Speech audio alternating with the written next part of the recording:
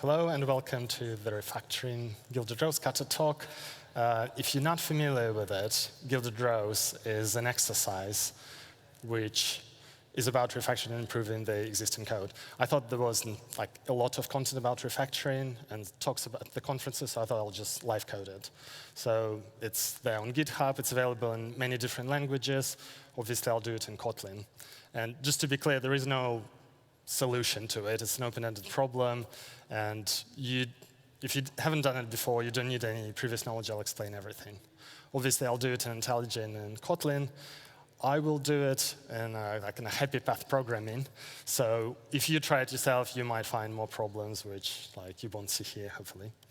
And I might do it fast. I know in the past I did talk a bit too fast. So if it's too fast, please watch on YouTube recording at 75% speed. And everything I show is already on GitHub, so you can just open it and just see what I'm going to do in the end. So it's all there. And so basically, this is the IntelliJ ID in the presentation mode. And this is the project for Kotlin, Gilded Rose Kata, as you check it out. And you can see there are a couple tests, there are a couple classes, so it's not that big. And there is a requirements file, so just let's quickly look at it. So it's like, hi and welcome to Gilded Rose. As you know, we're a small in, and then it's like we buy and sell finance goods. And we have a system in place that updates inventory for us, and it was developed by a nonsense guy who has moved on. Your task is to add new feature to our system so we can sell new category of items.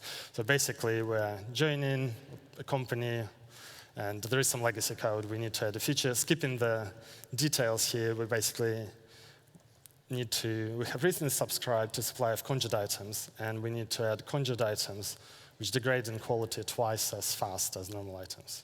So that you don't need to fully understand it, but let's look at regression. It was the only change I made to the original state. I added a regression test. And well, in the first place, let's run it and see if it passed. So you can see in the bottom, test passed. So that's a good start. And then let's just read it line by line. If I collapse everything and expand to just one level, we can see there is actually just one test, right? So it's not that complicated. And then I can expand this recursively. If you don't know, there is expand recursively shortcut, Control+. And let me actually also enable the keyboard. I don't really expect you to understand what I'm doing there, but more let's say for entertainment. So we have, in the first line of the regression, we log something, which is OMG. I don't know what it means, but let's assume it's legacy system. It must be correct. And then we have a list of items. They have name, cell, and quality, so I'll hide that. Then items are passed into the Gilded Rose object, which is then updated here in the loop. And the loop is from 0 until 100, so maybe I'll replace it with dot operator. So I think it's 0 to 99 is more explicit than until 100. And in the loop, we'll log every day. We'll log then the header, and then we'll log each item, which maybe we could convert to this. It depends on your preferences. And at the end, we assert on the output, in the log function, we append in whatever we have to this string, which is called output. And then on line 33, we compare to expected output, which is this big string. And it has all the output. That's the first strange thing, then it's day 0, day 1, and so on. So that's the setup. We already made a change, so I'll just run tests just in case. One thing I would do straight away is, if we look at where logs are, there are lots of logs in the loop, and that's a side effect, and there is also a log at the top, so why not move it maybe closer to other side effects, right? Then they're all together. And if I remove these empty lines, then this reads a bit like this is a setup of the test, the given. Then we have action, that's when, and then we have assertions at the end, and it's all in the formatting of the code, so I think that's a bit nicer. We could also look at the item, and item is just this class with 3 properties.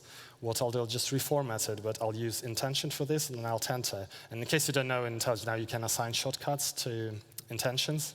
So here I'll use it as Alt-Shift-9, and I can put it back with Alt-Shift-8. So that's kind of cool.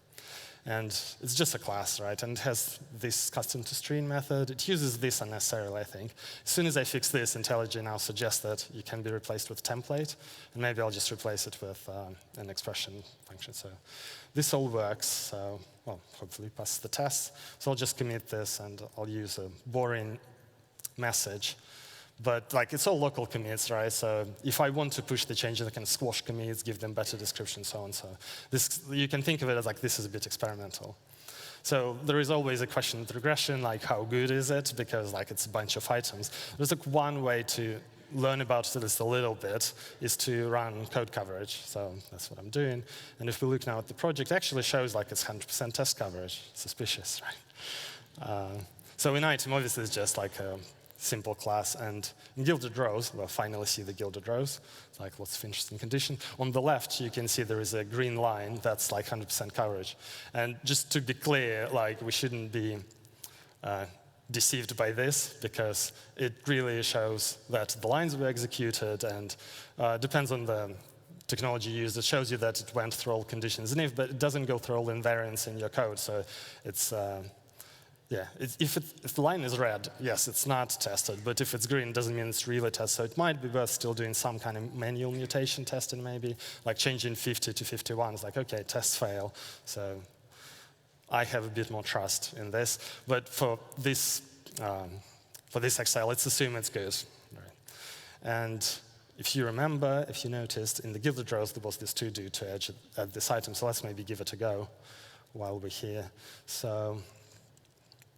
So we have item, which name is not aged brie and not backstage, whatever that means, right? And then we go into here, and it's not sulfurous, so maybe we want something like else. And then we have if, and in if we'll have this, right?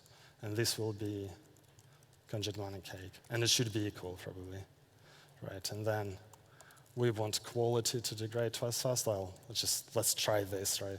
And then there are more conditions. I guess we're not going into that else, so we can skip this, which is nice. And then there is not equals to this, not equals to backstage, and kind of similar to what we've seen. Maybe it goes here like that. So if I run this, I guess I should expect regression to fail because we changed the behavior, but actually it still passes. So maybe actually the problem here is that this condition should come first, because if it's conjugate money cake, it's not equals sulfurous anyway. Maybe we should do the same thing above. But at this point, like looking at this goes like it might work. We might look at diffs like, yeah, that looks fine. But like I don't have a lot of confidence, and I think I'll just roll back everything, which is also fine, like to just roll back things. And instead, maybe I'll try like a different approach to refactor this code before making the change. So there is like one obvious way is to like, the most, I guess, obvious way to just read this code top to down, load it in your head, and then like hope that you can imagine a better state of this code, right? So I'll try a different approach, which will be like, I'll try different heuristics. So one thing I like using is to collapse all, to have an overview, and then expand one level at a time. So actually, it's just one function, right? And in one function, there is one loop, and it has like 3 sections. So that's actually like a big hint that all of that could be probably extracted into function. At least we can try, right? And this is built in Refactoring. I didn't really need to run tests, but just in case. And then we can see that this function takes only one argument, which is I. And this is like an index, which is always used with items here. So maybe we could extract it as a parameter, introduce a parameter. So as soon as I do it, you can see that the previous parameter IntelliJ is quite clever, so it detects that I is no longer required, so it just removes it, which is pretty cool. We're still using item on every line, though. And if it was in Java, it would probably moments like, oh, this is feature envy code smell. Maybe we should move it into item class. In Kotlin, we have an option to convert parameters to receiver, so that simplifies a few things and looks nicer. As soon as we do it, it's like similar when I deleted this. Now, like IntelliJ shows a few problems. You can see there are a few yellow things, and in the bottom, at the top here, top right, there are a few yellow things. So what I often do, I just use this next arrow action. So it's like F2 jumps to here. There is no like fix for this, but it says it's always 0. It's like okay, as long as it's not multi-threaded, I guess that's correct. Right, and then I can press again F2, and what I do as well, I wrote a plugin called Quick Fix, which is bound to F1. It basically applies the topmost intention, so I can press F1, and then I can press F2, and I press F1 again, so I can jump around and fix things quicker. And I like to do one thing at a time. I don't want to fix them all, so I can review what's happening. So that was already like a an improvement, I think, so maybe it's time to commit. Also, just to make things faster, I'll use this section called commit without dialog, which is a part of like another plugin I did called limited work in progress. And the idea is that like maybe commits is the new save button. Like, you know, in the past there was a save button when hard drives were slow and the floppy disks were slow. So yeah, now commit, maybe that's the new save. So looking at this code, like actually maybe going back to update quality, if we highlight items, for example, like this, we can see it's only using update quality. So actually, this function should be safe to move out. And that is also an improvement because when we now read this function, we will know we don't need to think about the items, right? And yeah, so that's a good change. I'll commit this. Then for loop, it's actually fine, but I would prefer for each. And well, obviously underneath in Kotlin is just the same thing. But I think I prefer minimal design because for each is less flexible. You cannot continue to a label, for example. So I personally would choose for each. And then indices are not important here, so we can do this basically and rename it to item. That's a bit more clear. And I'll commit this. So at some point, we'll have to kind of refactor this function. And another approach I'll try is like doing some formatting essentially, or like a bit of refactoring, just condense the code. It's not always the answer, and maybe sometimes you need to go through several cycles of condensing and expanding. So here, if I alt enter, there is this intention or refactoring. Remove braces from if statement. And I can do it through the intention, or I can use join lines, which chooses this intention for me. So if I do join lines on this line, it just removes an empty line as you would expect. But there it was a bit more clever. So here, we can also do remove braces, but that's not right. But if I just move slightly left, there is a different context as which is like merge ifs, and it does this. So that's merge if is only available when you can safely do it. So it's like it's a true refactoring, but it's not a refactoring menu. And the interesting thing, if I do join lines here, over those two intentions, it chooses the one, which is like the good one, I think. So basically, I'll just join lines here everywhere. So that's why it's like I'm doing it so quick. But I think it's not too controversial. Like I'm not analyzing what I'm looking at. I'm just trying to see, oh, this formatting could be one line. This could be one line. We joined this before. This one, I'm not sure I would prefer symmetry on both branches. We have brackets, so both branches, and maybe this one. So I think that's not controversial, and it's like nothing groundbreaking, but it kind of fits on the screen, so we can get a better sense of what's going on. So I'll commit this change. And finally, the other thing I would try is to just analyze how fields are used. So this is an extension function on the item, which has only 3 fields, name, selling, and quality. So if I highlight name, you can see it has like the same background blue color. It means that it's only red. So now, without even reading the function, we know it's only reading name. So actually, why is it even mutable? Maybe we can make it a val. And the test still passed. That's an improvement, so I'll just commit this. So now we know I'm only reading names. Then if I highlight quality, then quality has different backgrounds. Just in case there are colorblind people, I'll switch to high contrast. And so this quality with a pink background means it's modified, and the green means it's red. So quality is red, is modified quite a bit. And finally, selling is modified only on one line and updated in a few other places. So basically, we know now that we're reading names, reading and updating both quality and sell-in. And at this point, it's like this update is called from update quality. So update quality is a bit of a lie. It also updates sell-in. I'm not saying that update necessarily much better, but at least like it's less, it doesn't lie as much. Yeah, so given that knowledge, we kind of have some idea, so that we're reading names. And I think like the biggest breakthrough here, if you look at this, there are lots of like name not equals condition, which can give you a hint that maybe we should try and do it the other way around. It would be more natural. So there is this refactoring called invert if condition. So if we do this, it basically swaps the branches. And I'll try it here as well. So I know it's at the top, so I'll just press F1. I know this remove braces at the top, I press F1. It's a bit more tricky here because there is no inverse condition. What we can do is basically split if into 2. Then we get it, but well, it will be there, right, invert condition. But we want it to be first, so that's like it's a linear comparison. If name equals this, that. So maybe we need to undo this, and we can do flip and split if into 2. Then it's at the top. Then you can invert. But it's like doing an early return, which is not ideal, so we kind of need to nudge ID in the right direction. Then we can do it like this. So we'll just run tests. But everything we did was like built-in refactorings, which should be reliable. So now IntelliJ complains that it has an empty body. There are a few things which can fix it. Some comment. We could have a unit saying that nothing happens here. Or I'll opt in for quality minus equals 0 because I think it's kind of in line with all the other branches which modify quality. So finally, we can convert this to when and remove branches from all entries, and that like gives us an idea of what's actually going on there, and it's kind of straightforward, really. So I think that was a success. So I'll just try and apply it.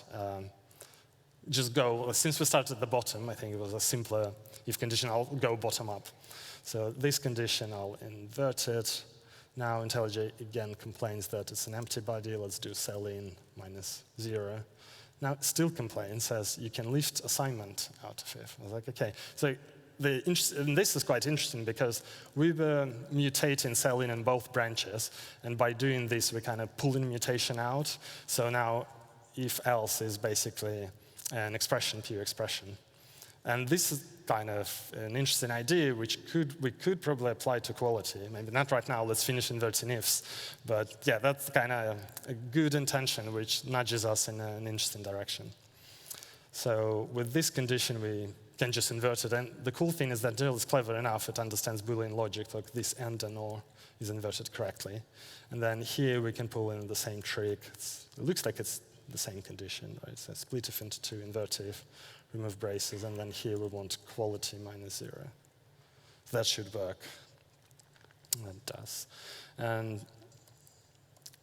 this is a bit tricky, though. We kind of inverted it, but then there is a better way to. We want it to be linear, so luckily there is a refactoring called split if into 2.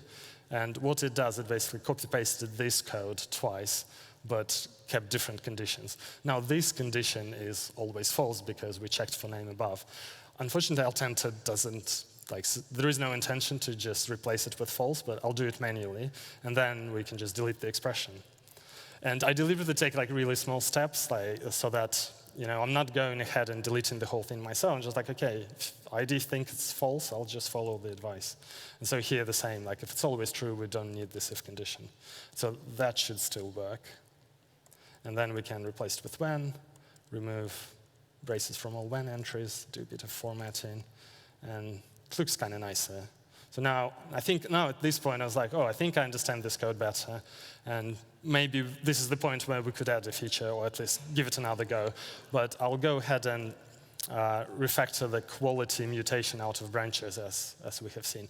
There are a few ways to do it, but one of the hints you can see is there is lots of quality less than 50 comparisons. So to do it a bit more effective, I'll split these ifs into 2. So I'm essentially undoing what I did earlier. But this refactoring is not always it never is a straight path, right? So we can extract this update quality. I'll replace it everywhere. And now we have it used in 4 places. And overall, the idea is to make it configurable. So we can say it's parameterized by 1. And later on, we can use it for -1. The question, though, is that when we do -1, we compare it to a different value. And at this point, it might be good to finally actually look a bit more at the requirements. So in the requirements could be refactored on their own in this exercise, but they say that quality of an item is never negative, that's the 0 condition, and is never more than 50. So that's what we kind of want to have. So assuming this is correct, we can replace this with ordinary assignment, make it into expression, and use earth function, which is built-in function. It takes minimum and maximum values. So I'll add names for clarity. So it's minimum, maximum. And I'll run the test again. And I'm using here the technique of adding more conditions and having a bit of duplication so that the code, we don't really need if equality anymore, but I added earth first so that the code is never in a broken state, essentially. And now, hopefully, this should work. So we should replace this quality -1 with the function call. So and this works. What we're essentially doing is encapsulating mutation of quality into update quality function. And if we highlight usages, there are like few usages still left. This one is a bit tricky, but you can think along the lines like if we're doing +1, we already have function which we assume doing +1 correctly, so that's a safe transformation. And then we see why do we need less than 50, because if our function works correctly, then we could just unwrap it and basically leave the code like that. I know I did it fast, but like, yeah, I'm sure if you spend time, you can convince yourself that's fine. Then there is this interesting case we do quality 0. We could do update quality minus quality, which again is kind of what the code looked like in the first place, but doing it again. And finally, there is one usage, which is this one, is when we don't do anything with quality, so it should be simple. But it fails tests. And if we look at the diffs, on the left-hand side, you see what we expect, and on the right-hand side, what actually happened. So on the left, we see there is for sulfurous, it's 80. On the right, it's 50. And if I scroll down, it's pretty much the same for all days.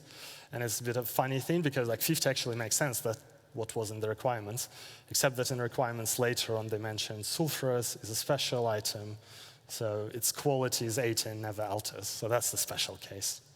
And there are different ways to do it. So one way would be to check for name, for example. That's sulfurous, but I'll opt for the option to check if the change is 0, then just do an early return. That hopefully should fix the test. So it did, and this is kind of it, so I'll just commit these changes. So finally, what we want to do, we still kind of have call update quality in each branch, so we're still mutating state there. What we want is to kind of move quality out of here. So there is a refactoring called lift function call, but it's not available in whens for some reason. So if I replace when with if, then I can do lift function call out of if, and it does this transformation for me. So it's like instead of 4 calls, it does 1 call, and this is just an expression, which we can convert to when. And we pushed mutation similar to what we did with selling. I'll commit this. It's a bit more tricky here because this is not an expression. These are 3 updates. And like, just trust me, if you like, look at it long enough, you can convince yourself that these are independent updates, so you can reshuffle like them like this. Then if selling is less than 6, it's also less than 11, so we can do else, but increase this value to 2. And similarly, the last update, we always apply it, so we can put it into else and do something like that. So now we can pull the same trick. There's lift function out, convert this to when, and probably don't need braces for this one. Remove braces. And then, now each branch is an expression, so we can do the same trick again. Replace if with when, lift function, convert this to when. And I know it like looks a bit scary, but I'm just literally like focusing on like the next small step, not reading the whole code. And now the tests pass, and everything is a bit more functional, so again, like we pushed functionality out. So I'll commit this code, and maybe at this point it's like good enough that we really can go to the regression and add the feature, do the thing we were hired to do. Right, so I guess what it means, it's a special item, and assuming this is normal item in the else, it will be degrading twice as fast, so that's -2. And there's another condition here, so I'll just stick it in. In the real world, it might require more analysis, but here, I guess it's fine. So we can like look at the test. So on the right-hand side is what we get. So on day 0, it was 6, then it became 4, then it became 2, then it was 0, and then it stayed 0, and still stays 0. So that looks reasonable to me, so I'll copy all of that into regression. Just copy all that, run the test again. So they pass, so we kind of did the thing, probably did the thing which we were meant to do. I wouldn't stop here, though. So another thing which we haven't looked at, so we kind of looked at quality quite a bit, but never looked at sell-in. If you actually read the requirements, sell-in means sell in days. Maybe that would be a better name. I'm not saying it's the perfect name, but for now, I think that expresses intent better. And then if we do sell in days, I'll commit this. If we look at sell in days, how they use, so they read, then we potentially reduce it by 1, and then we check sell in days again. So within the same function, there's kind of different days. Maybe this function update should be called daily update or something like that to express it. But I think it's a bit funny that sell in days is used it has different days within the same function. Actually, one thing I forgot, could convert this to when just for consistency. And I would prefer to move maybe to the top of the function, so when we update cell in days, and then the rest of the function is the next day, we don't need to think about it. So that would make sense to me. And of course, it breaks the test, so that was definitely manual refactoring. Because we check cell in days here, so we need to decrease these values. So it's like to 5 and 10, and then the tests pass. Now, having two update quality functions next to each other is an interesting thing. So it's like, I would ask myself, okay, can we merge them? And just in the spirit of experiments, I'll extract a function expired, maybe even convert it to a property, so that it reads a bit better if expired, because it's not really, it's a calculation, right? And then I'll do it in small steps, and to do this, I'll create a duplication, but checking expired once again in every branch. So say, if expired, do this, otherwise do 0. There is like clearly an overlap here, but now we can safely unwrap if, and that should work. And then I'll take one branch at a time and move it to the quality here. So I'll start with a very simple thing, just like doing plus, just see if it works.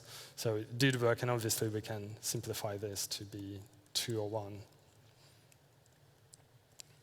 And then we can take the next branch, so it will be if expired minus quality, otherwise we have the when. That should work too. The next one is 0, 0, well, that's 0. Then we have conjugate money cake, which will be overall be -4, -2, right? We add things up. And it will be the same for normal items. So I'll cut this and paste it here. So these are very small steps. Well, obviously now each branch is 0, so we can delete this. And these are obviously very small steps, and if you saw this as a pull request, you would see just like a big diff and be like, might be right, might be not. But if you actually see that it's done like through small steps, you're like, there is no guarantee, of course, but like you'll be more convinced, I think. And this is like the argument like that. Maybe like pair programming has this kind of benefit that even like for checking that how something was done, it's better to do it together rather than like you see a big diff, but you didn't see any steps. Yeah. So looking at this code, I think there is a bit of like different abstractions here. So we update cell in days in update function, but update quality in different functions. So maybe we can like inline it back.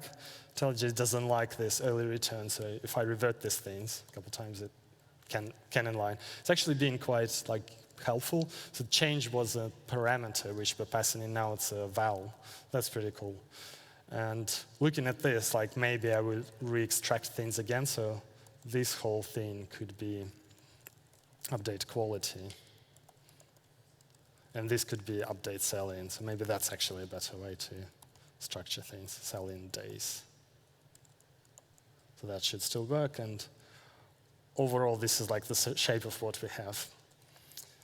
I'll commit this. And maybe one more thing I would do is to, like in the spirit of what we were doing before, like pushing mutability out.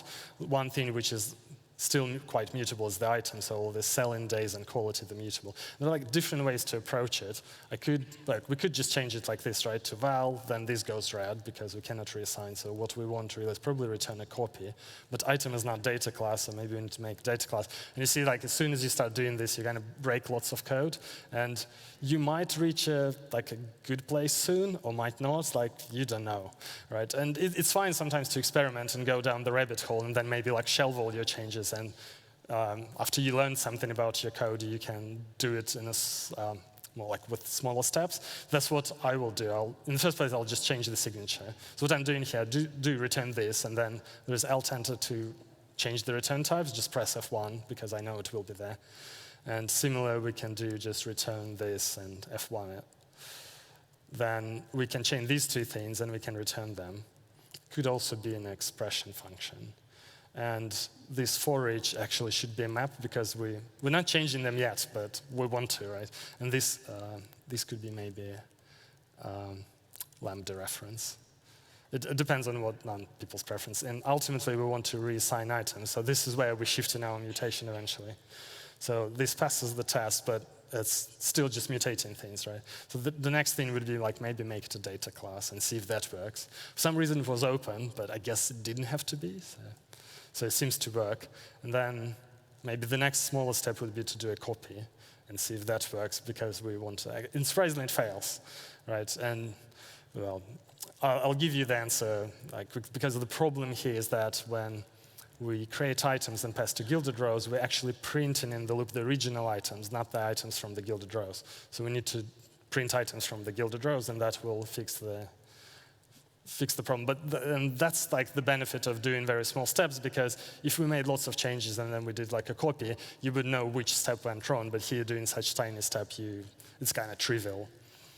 And now we should be able to replace this with ordinary assignment and do return copy like this and delete this. So that should still work, and could be an expression probably. And similarly now in update quality, we can just return a copy like this, and it should work. And we can go to item and make this things a val, and everything should still be fine. Yeah, so it still works. Maybe I'll invert this again and John lines. Maybe this could be an else, right? And then we can do lift return. Well, I committed this, and so we now pushed the mutation here. Like, we could even continue and go and like return this here, and basically on each update there will be a new object of Gilded Rose and so on, but I think I'll just stop here. Also, I'm not implying this is the perfect state, but I think it's good enough to, I guess, to show what I think is a Dmitry Kotlin, or what Duncan McGregor and I described as the grain of Kotlin. Switch to slides. So let's do mini retro. What did we do? We looked at the regression test, looked at the code coverage. Well, in the first place, someone had to write one. It was me earlier. And then we extracted item, extension function item, which showed us that update didn't have to be inside Gilded Rose class. That also makes you think, like, what is the Gilded Rose? Actually, it's an inventory of, like, it's basically just a wrap around the list. Then we condensed the code, looked at items property usage. Then the biggest breakthrough was really just flattening ifs and realizing that could be inverted. Then we moved mutation out of branches, starting with selling and then with quality. Then we merged quality calls, and we moved the mutation out of item. What did we learn? I think like one of the most interesting things here is that you can discover design via refactoring without having like a very clear goal. You just do small improvements, and then like design emerges. And you have to have trust though, and do it safely and be persistent. It's also interesting that for this exercise, like Kotlin intentions, they actually like give lots of really good hints and take us almost all the way. I think help us quite a lot. I wish though it was like possible to do it completely with ID intentions. Maybe that's the thing for the future.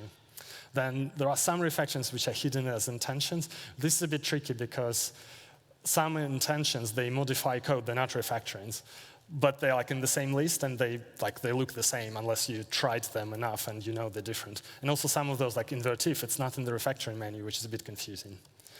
Then I found, like for this exercise definitely, it's a good approach to keep the code compiling and test green at all times. Yeah. And then there is like the whole question of when do you want to make the change? Like if you really kind of know this problem and done this Kata, you could just put it in the add conjugate item in the very beginning, but in general, it's a good approach to like make the code easy, make change easy, and then make the change in the code. So basically tidy until it's ready. And in terms of mechanics, because people asked in the past, so I'm using IJKL shortcuts for navigation. I think it's easier to show if I show the keyboard. Oh, it should be there, yeah. So if I make it bigger. So it's basically like it's a gaming layout. If you did notice, I didn't use any arrows. And IJKL is like moving arrows into I. I is up, K is down, J is left, L is right. So if I go here, I press Alt and I. Okay, so instead of left, I've used go to previous next word because this is more useful than navigating for single character. I also use U for beginning of the line, O for end. So Then I also use Alt-H. I like this kind of H to go to definition, like F4 by default, and Alt-B for going back. So all navigation is on my right hand, which I think is better ergonomics. It was like originally inspired by Vim shortcuts, but then I ended up doing my own. Yeah, and it's like the same shortcut, so that's the plugin. This is what I just described. And if I press Shift, it also does the selection. So that's the gist of it. And a few more shortcuts. I think Alt/, that's the built-in one. I think probably the most underused is like the simplest textual autocompletion. That's the built-in one, Alt/. So then, obviously, Alt-Enter everywhere, all the refactorings to invert, split, merge. If just try it, like move cursor around, try and see what's available. Then I used F2 as F1, as I described. That's the quick fix plugin. I also been asked like why I don't, or do I use plugins to learn shortcuts, or why don't I use presentation assistants? I didn't find them useful. I really learned one thing at a time. Like one of the latest was like this thing I showed to put parameters on separate lines. Just assign a new shortcut, use it for a couple of months, like see if it's useful for me, and then I might keep using it. So I'm really using learning one thing at a time. So I'm sorry for throwing all these shortcuts at you, but. So there is always a big question of like, I showed how to refactor, but why? And especially if chatbots will write code for us. So I did this thing. So I'll go back to the original state of the project. And if I go and open, let's say, item, I did this like a small extension, which asks GPT to refactor this. And it's all cached, so it will be fast. It's like, using HTTP, like a couple lines, they're cached proxy server. So basically, GPT-3 does like a good job. It breaks the code because I guess it doesn't know because there is code about the rest of the code. These cannot be vals. That's not bad. GPT-4 did this, which clearly deleted custom toString. That's not OK. For Gilded Rose, if I select update quality, GPT-3 does this, which is actually pretty decent code. And it's like hbri, separate functions to update quality, selling. It's all pretty cool. And it compiles, but doesn't pass the test. And GPT-4 for this code, it redefines item, even though like I didn't. Of course, you should take it with a grain of salt. Like it depends on the prompt and all of that. But I did prompt is like assume the classes exist. Like it's like still introduced item. So yeah, obviously this won't compile. So for now, our jobs are safe. And there is another classic thing. It's like, why refactor instead of just like really think hard and just get it right? Unfortunately, well, it's like a bit of self-delusion.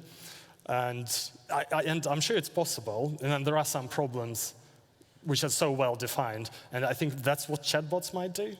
And then there is this question, why are you even doing this if it's like so trivial? So